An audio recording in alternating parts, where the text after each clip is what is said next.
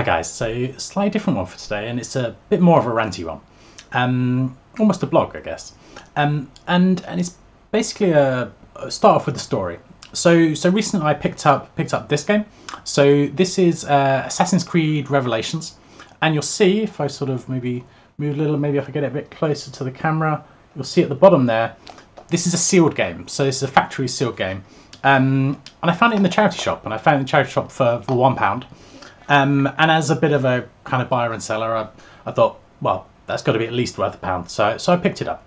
But it got me thinking, as a sealed game, the game is effectively worthless to me because I can't play it. The fact that it is sealed means that if you open the seal, any putative value of that game is effectively lost, and it becomes worth what an unsealed game worth, and that game probably is worth £1. But sealed is maybe worth 5 to 10 times that. And so within the kind of video game hobby, particularly what you see online and people sharing their collections, I see kind of an increasing trend of people sharing objects that effectively can't be used, or things that you don't want to use. So sealed games is big. I'm just like, what the fuck? Why do you want sealed games? In some ways, by definition, you cannot play them. You are buying them as objects, as artifacts. I don't even know for what purpose, to kind of prove how much of a enthusiast you are for the hobby. And the reason the price gets driven is because of rarity, right? Most people, when they buy a game, they open it. It's no longer sealed, and then as a result, the ones that are sealed and have remained sealed for quite significant periods of time, they're pretty unusual items, and so people assign value to rarity. But what is that? Really it's bullshit, because you can't play the game, and the games are there to be played. Certainly that's my view. And to me, this is kind of the real epitome of kind of collecting versus being an enthusiast, being a gamer. Another example of this, are rare games, but games that no one ever wants to play. So recently I found out about My Horse and Me 2 on the Xbox 360. This game it's going to be bullshit, right? You're not going to want to play My Horse and Me 2 unless you're a little girl. Yet this game on the Xbox 360, CEX sell that for £75. So that's kind of the ballpark figure that this game is worth. This game also came out on the Nintendo Wii, and surprise, surprise, the Wii was aimed more at families, and it sold a lot more. You can pick that game up, the same game, on the Wii for like £2. So if you really want to play the game, you buy it on the Wii. The people who are buying it on the Xbox 360 are buying it to add to their collection. But why are you collecting a game you don't ever want to play? To me, it just makes no sense. You see a lot of people trying to chase a complete collection. Why are you chasing a complete collection? No one gives a shit. What are you trying to prove? You're trying to prove that you're so into retro video games, you have every single game on a particular console.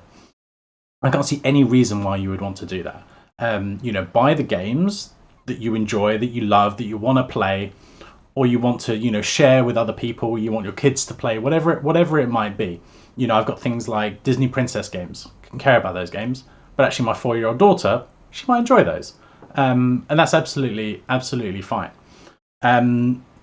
And so I think it kind of, to me, it links to sort of aspects of kind of human psychology and this kind of completionist kind of collecting aspect. Not necessarily driving behaviors that really are there for enjoyment. People are getting satisfaction from adding things to their collection, from getting rare things and then sharing it with other people, and other people go, "Oh, well done for getting this rare item," when really it's bullshit. No one actually cares that you've got My Horse and Me 2, or you've got this sealed copy of this game.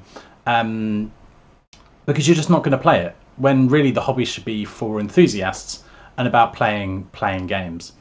You see it in games as well. Like, back in the day, there weren't all these achievements, and then around the time of the Xbox 360 and PS3, all these achievements getting started adding in. Some of them are interesting, right? Do something you wouldn't have done otherwise, or here's a challenge of complete the game in a certain style, or complete the game with a certain weapon that makes it different or more difficult. That's kind of okay. Some of them, though, are just grindy, right? Run this distance, or jump this number of times, whatever it might be. You're doing something to get an achievement, but the achievement is bullshit. No one gives a shit that you've got the achievement of you've run a certain distance or achieved something that's not really an achievement. You've done something difficult, great. You've ground something out for tens of hours, hundreds of hours. Again, no one gives a shit. So I think with achievements, with collecting, Fortnite, for example. I play a little bit of Fortnite with some friends.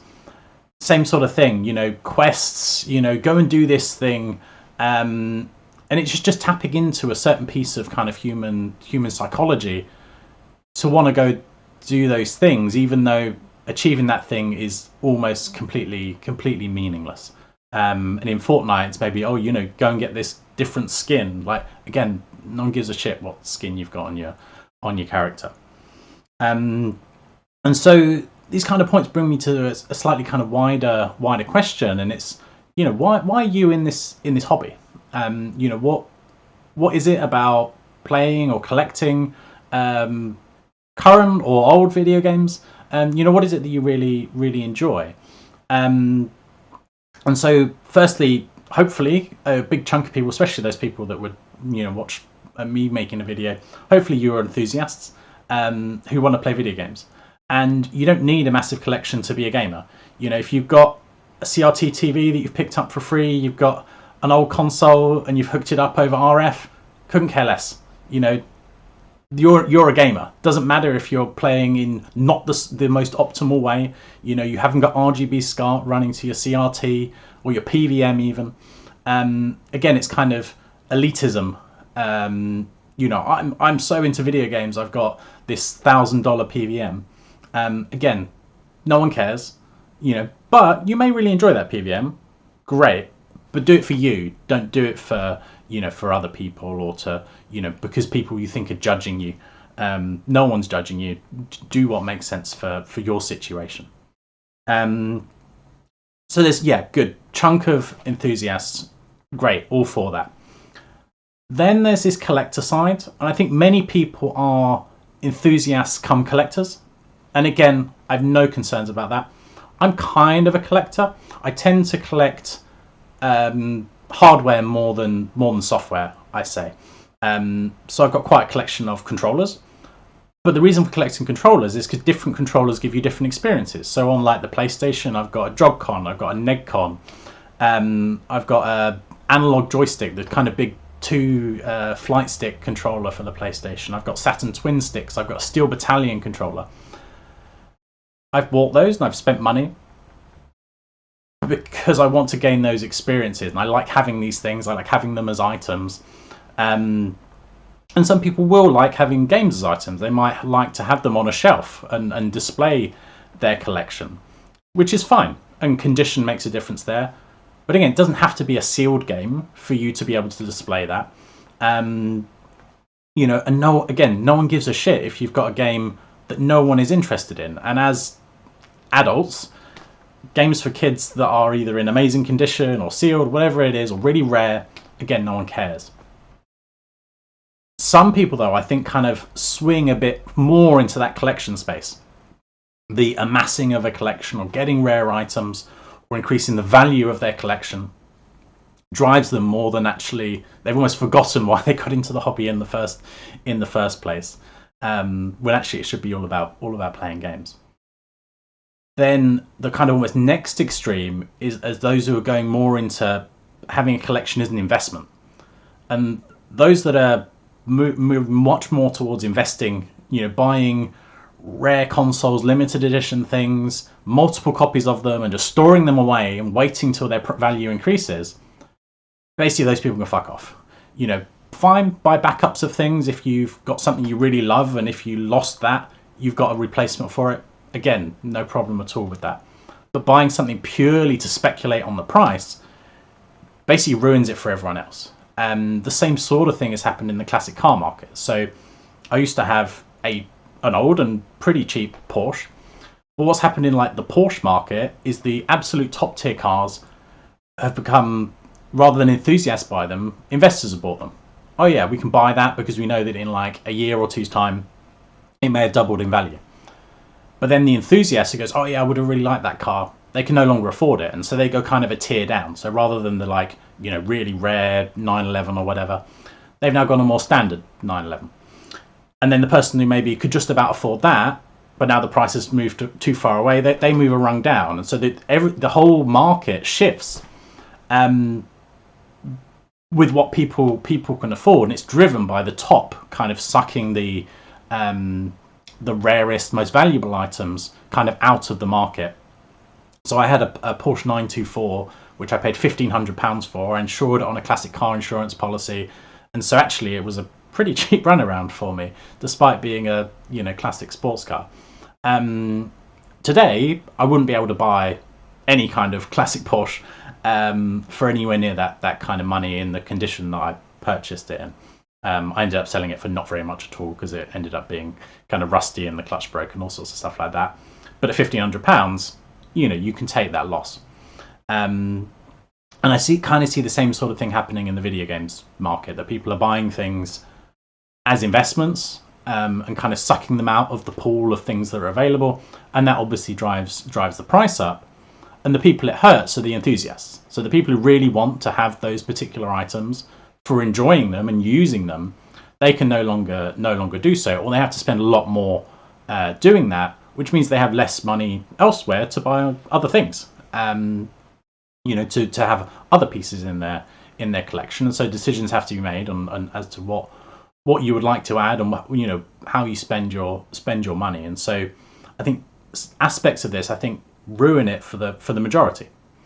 And so kind of why am I in the hobby? So definitely I'm an enthusiast. I like playing video games. I started playing video games as a small child and have continued playing throughout my entire life. But there are other aspects of the hobby I do enjoy.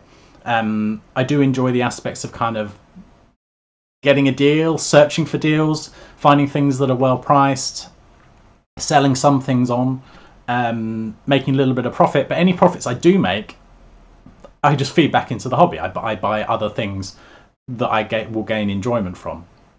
Valuable things that I like to have, I keep. I don't sell just because they're valuable or their price has changed. I don't even think about what the current price of things are. I like to have things in my collection. Another aspect of the hobby I like is actually fixing stuff. I frequently will buy bundles of broken things, untested things, incomplete items, and I'll piece them together, or I'll fix an old console, or mess around with old computers and refurbish them and make them desirable again. Taking something which generally some people might consider trash and turning into something that someone actually then wants to spend some time with, spend some money on, and can gain enjoyment from that. So trying to reduce waste, electronics that get thrown into landfill to me is terrible. When frequently a lot of stuff can be turned into something new, whether it's an old computer or I've messed around with Sky Plus boxes. Currently got projects turning them into controllers. So this sort of recycling, for me that's something I like. Within the hobby too. So yeah, a little bit of a rant, little bit of a. Just why? I guess I don't fully understand why is there this obsession with condition? Why is there obsession with sealed games, rare games that you're never going to play? Just focus on things you enjoy. Focus on games you want to play, you want to experience, you want to share with others, condition doesn't really matter. Some people might like to display them. I can appreciate aspects of that. But who are you doing it for? Are you doing it for you, or are you doing it to please someone else? Because actually, that someone else probably doesn't give a shit. So yeah, do it for you. And so yeah, that wraps things up. I'd love to hear in the comments other people's thoughts. Has any of this rung true with you? Have I missed the mark somewhere? But I think some of this I see as kind of bullshit in the hobby. But my concern is it ruining it for everyone else. That certain things, certain consoles, certain games basically become unavailable to enthusiasts who would really like them because they're being sucked out the market by investors or collectors who are not necessarily using them as much as they should be and not being as enjoyed. And to me, that's what it's about. You know, these items, many of particularly the old hardware, won't be around forever. They should be enjoyed while they're still working. And then when they're not working, hopefully repaired and try to keep them going. But it's usually the enthusiasts who will keep those old pieces of hardware going, because often it's uneconomical for those sorts of repairs. So yeah, looking forward to some comments. I don't normally do this kind of blog style video, so yeah, other thoughts would be appreciated there. But yeah, you guys stay safe, and I'll catch you soon, possibly with another video of this style. We'll see. See you then. Bye.